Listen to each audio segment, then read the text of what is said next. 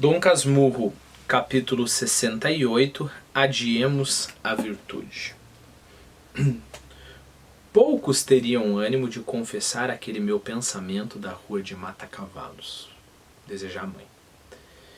Eu confessarei tudo o que importar à minha história. Montaigne escreveu de si: Ce ne sont pas mes gestes que j'écris, c'est moi, c'est mon essence.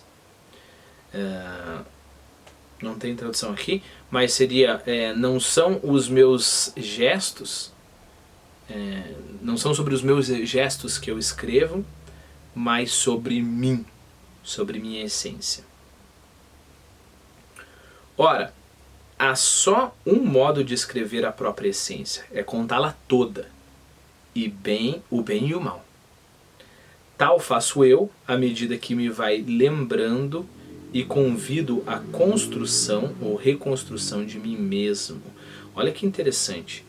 Quando ele começa a contar sobre ele mesmo,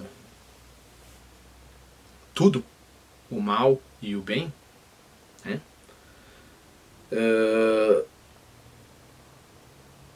Ele convida a construção ou a reconstrução de si mesmo.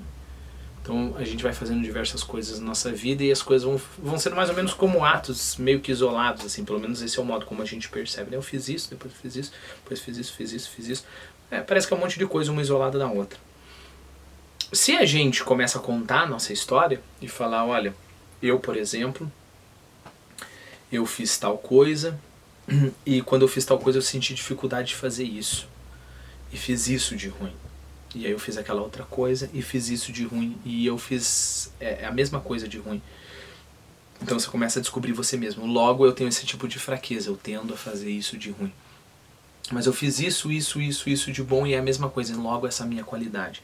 Então ao você contar sobre você mesmo, você reconstrui aquilo que você construiu. Estava todo, digamos assim, semi-encoberto no lusco-fusco, digamos assim, você traz à luz e você reconstrói ou você constrói uma personalidade para você mesmo, né?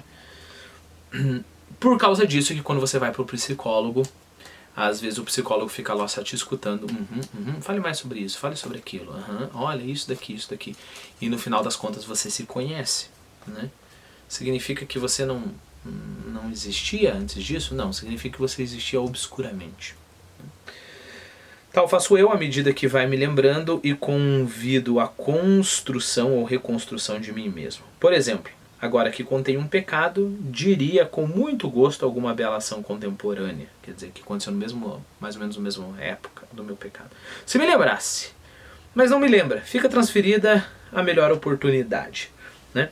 Então olha que interessante, ele faz uma coisa muito nobre, que é o que Santo Agostinho faz em Confissões, que é: eu vou me expor totalmente, né? E ao me expor totalmente eu consigo me conhecer, né? E ao me conhecer, para Santo Agostinho, eu finalmente tenho uma voz com a qual eu posso falar com Deus. Porque a lógica é a seguinte, aí eu gostaria de lembrar um versinho do Antônio Machado, que diz o seguinte: Quien habla solo espera hablar a Deus um dia. Okay? Quem fala sozinho espera falar com Deus um dia. Então vamos lembrar desse versinho. Então a minha afirmação foi que só com essa voz já refinada é que você adquiriu uma voz para falar com Deus. Por quê? E aí, eu não estou perguntando se você é religioso, quer chamar isso de verdade, chama isso de verdade para você conseguir digerir todos os ateus me escutando. É só refinando a sua voz é que você consegue falar com a verdade. Por quê? Porque se você não consegue nem analisar para você mesmo, nem falar para você mesmo a verdade, se você não consegue nem... Lembre-se, tem muito disso, né? Machado de Assis é genial em fazer isso, né? Ele descobre como nós conseguimos nos enganar, né? Então tem lá você fez algo e você pensa que é por nobreza, mas você só queria reconhecimento. Se você não consegue nem ver a realidade das coisas, como que você vai conseguir conversar com a verdade? Então você tem que falar com você mesmo, falar com você mesmo, falar com você mesmo. Para Santo Agostinho você se confessa, se confessa, se confessa. Como as confissões é esse esforço, né? Ele vai se confessando para tentar limpar as mentiras que você conta para você mesmo. Ou seja, a tua própria percepção da realidade. A nossa percepção, ela é toda enviesada e ela é toda poluída pelos nossos interesses escusos, né? E uma vez que você começa a falar com você mesmo, você está limpando a sua voz, até que você tenha uma voz sincera. Aí sim você pode falar com a verdade, né? Ou falar com Deus. Quem habla solo espera hablar a Deus um dia, ok? Bom, é claro que o Dom Casmurro ele para um pouquinho antes, né? Ele se confessa, ele fala do bem e do mal, mas essa ironia é sempre um jeito dele ficar um pouco mais seguro, assim, sabe? Perceba, a ironia é muitas vezes um ótimo refúgio, né? Então se eu olho assim, vamos supor que eu sou cruel com os meus alunos, e aí eu faço um comentário irônico sobre a minha crueldade, eu transformo a minha crueldade em piada, e já não é um problema pra mim, né? Eu trouxe leveza para aquilo ali.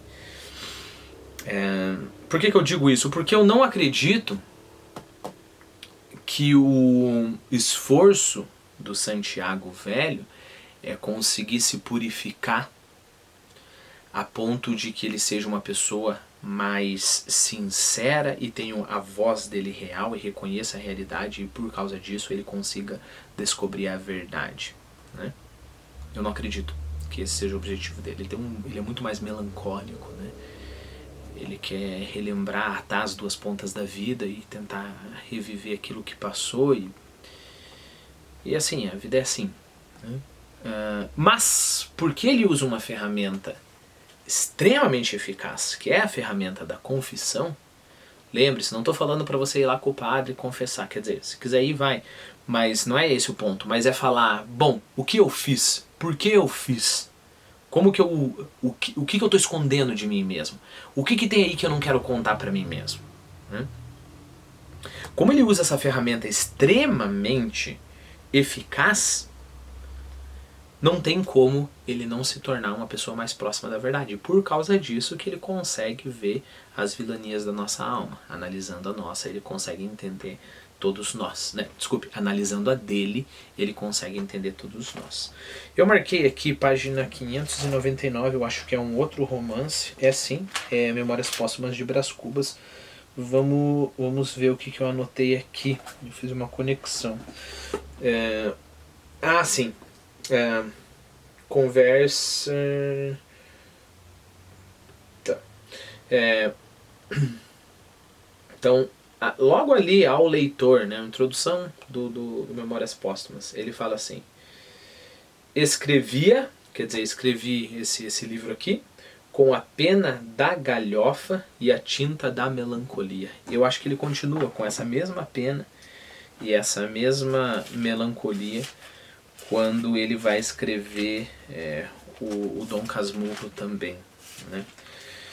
Então, novamente, é por causa disso que a gente não sente no livro esse desejo, nossa, ele quer ser santo, ou ele quer chegar mais próximo da verdade, embora ele chegue. Volto a enfatizar, embora ele chegue, né? Mas a gente não sente isso. Por quê? Porque ele escreveu com, com a pena da galhofa e a tinta da melancolia. Escreveu com a pena da galhofa e a tinta da melancolia, né? Então, há muita melancolia ali, e há muita ironia ali, né? Bom, continuando. Deixa eu ver onde que eu estou aqui.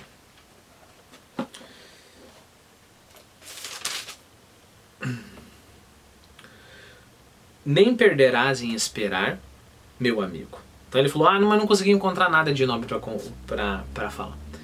Nem perderás em esperar, meu amigo. Ao contrário, acorde-me agora que não só as belas ações são belas em qualquer ocasião, como são também possíveis e prováveis. pela teoria que tenho dos pecados e das virtudes, não menos simples que clara. Então, ele tem uma teoria sobre os pecados e a virtude que é simples e clara.